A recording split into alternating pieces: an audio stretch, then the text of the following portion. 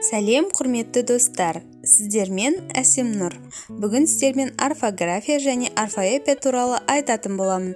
Менімен бірге болыңыздар, каналыма тіркеліп, лайк басып, комментарий қалдыруды ұмытпаңыздар. Орфография белгілі бір тілдегі сөздердің дұрыс жазылу ережелерінің жиынтығы. Орфографияның негізгі принциптері мыналар. Бірінші принцип – фонетикалық принцип. Сөз бөлшектері қалай айтылса, солай жазылады. Бұл принцип негізінен сөздегі қосымшалардың жазылуында ескеріледі. Екінші – морфологиялық принцип. Күрделі сөздер айтылуы кезінде өзгеріске ұшырауы кезінде морфологиялық принцип сақталады.